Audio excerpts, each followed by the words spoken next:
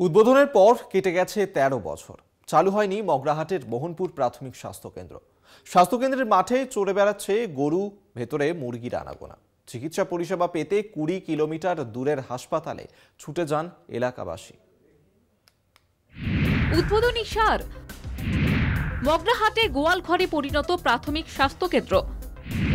চিকিৎসা পেতে ২০ কিলোমিটার পাড়ি এলাকাবাসীর। স্বাস্থ্যকেন্দ্র খোলার আশ্বাস জেলা স্বাস্থ্য দপ্তরের। ২০১১ সালে দক্ষিণ ২৪ পরগনার মগরাহাটে ১০ শয্যা বিশিষ্ট প্রাথমিক স্বাস্থ্যকেন্দ্রের উদ্বোধন হয়েছিল। ঢক্কানিনাদ করে উদ্বোধন হলেও চালু হয়নি স্বাস্থ্যকেন্দ্রটি। মুখ থুবড়ে পড়ে রয়েছে উদ্বোধনের ফলক। তথৈবচ অবস্থা স্বাস্থ্যকেন্দ্রের। জল, আলো, চিকিৎসা পরিষেবা কিছুই নেই। মাঠে বাঁধা গরু, ঘরের ভেতরে মুরগির আস্তানা। জরুরি পরিষেবা পেতে রোগীদের নিয়ে যেতে হয় ২০ কিলোমিটার দূরের হাসপাতালে। ১০ শয্যা বিশিষ্ট হাসপাতালে এখন কেবল চালু রয়েছে আউটডোর পরিষেবা, যদিও সেখানেও বেশিরভাগ সময় চিকিৎসক পাওয়া যায় না। স্বাস্থ্যকেন্দ্রের চারিদিকে গজিয়েছে আগাছা। স্বাস্থ্যকেন্দ্রের পাশে স্বাস্থ্যকর্মীদের জন্য বানানো হয়েছিল আবাসন। সেই আবাসন এখন স্থানীয় কিছু অসাধু মানুষের দখলে।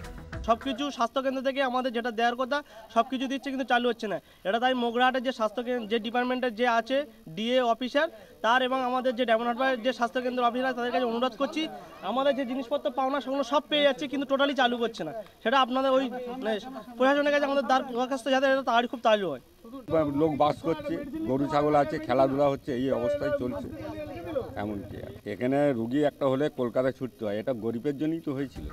হাসপাতালের বেহাল অবস্থার কথা স্বীকার করে নিয়েছেন স্থানীয় পঞ্চায়েত প্রধানও।